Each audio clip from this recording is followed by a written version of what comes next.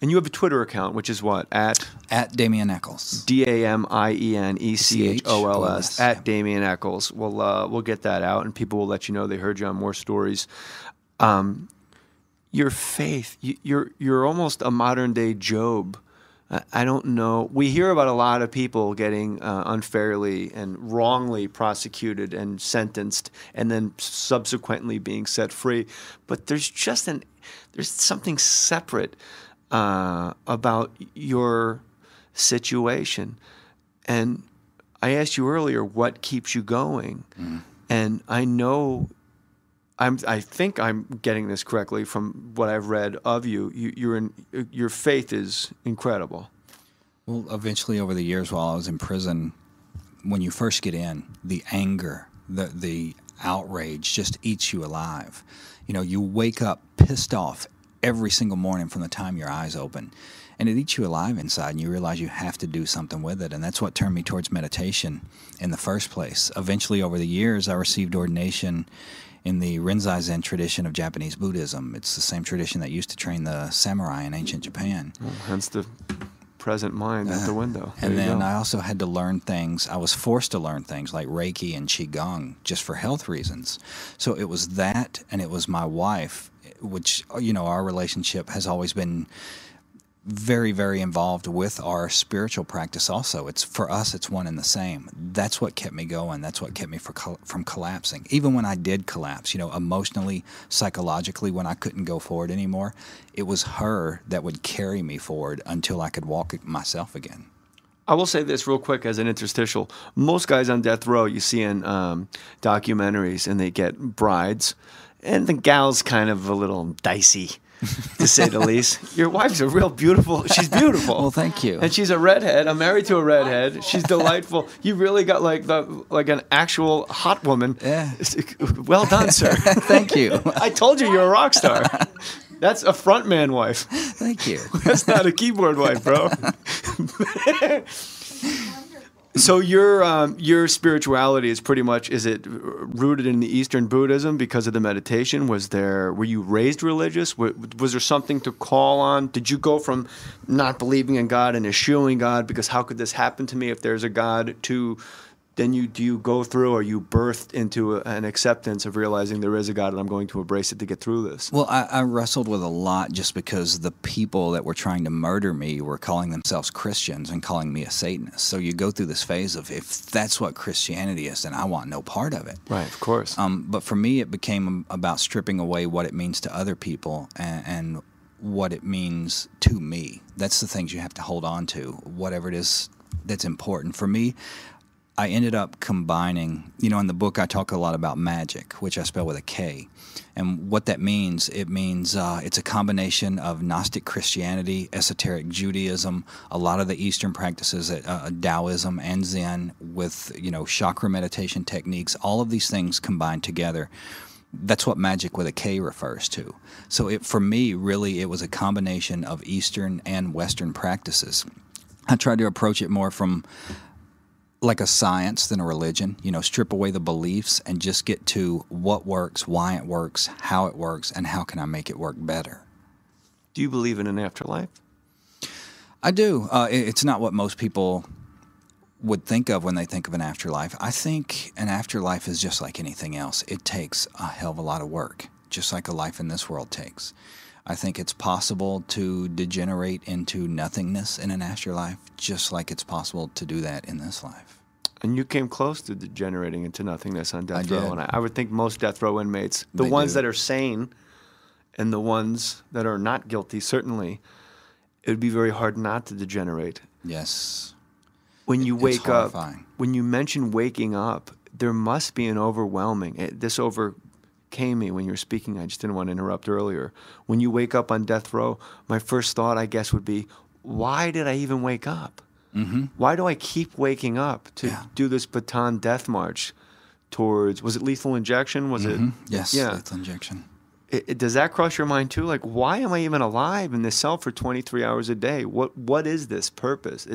What answer do you get when you ask yourself on year 10, year 11, year 17. Why am I still alive? What is this? It does in the beginning, and that's part of also what eats you alive. What you have to learn to do is focus on the present moment. If you're constantly looking at that, or you're constantly looking down the road at someday you hope you're going to be out of this place, and that's what you're living for, you're going to go insane. You're going to crack. You're going to break. You have to find a way to fashion some sort of life for yourself, some sort of routine on a daily basis, and keep yourself focused on that. If you don't, you're going to break. You're stronger than pretty much anyone I can imagine. I mean, you have Dalai Lama-esque strength when it comes to being still, you personally, because if you're focusing on the present, your present is 4 walls and an 8x9 cell. I don't know how you can take any comfort in the present as you knew it,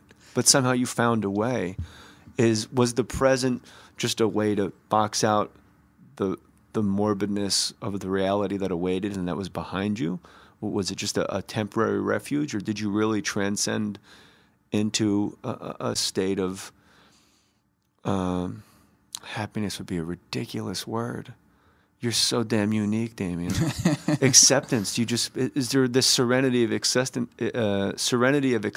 Thank you, love, that you reach during that meditation. It comes and goes. You don't always have it. You're going to lose it sometimes. You're going to start to crack. You're going to start to break. And every single time you have to bring yourself right back to that moment. It's not like an all-at-one-time epiphany. It's almost like lifting weights. You have to build up your ability to do a little more and a little more and a little more as time goes on. They say there's no guilty men in prison, or what's that old expression? There's a lot of innocent men in prison. It's just so astounding to be sitting across from somebody who is innocent and spent that long, not only in prison, but on death row with an actual date. It's all, I wish I had more time with you, and I know your time is very precious. More than, there's so many times when you speak to a fighter that's killed someone in the ring, and you go, then you have that killer instinct, and you realize as you say it, to this person it's literal. And when I say to you, your time is precious, which you would say to a guest, you realize as it comes out of your mouth how ephemeral and fleeting and how ridiculous these words are that we use every day.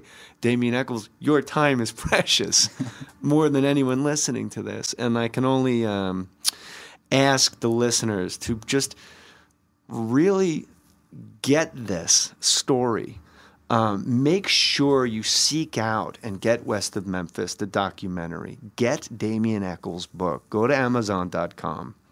And read Life After Death. This is a Greek tragedy that happened in front of all of us. And thank God there were a select few that spoke out and spoke out and spoke out. And thank God you were in a place, because of your meditation and because of your presentness of mind, to be able to hear them speaking out and be able to reach out and meet them. It'd be so easy to just turtle up and go, that's it, this is my fate. So kudos to you to even being able to receive these messages that were coming into you. Thank you.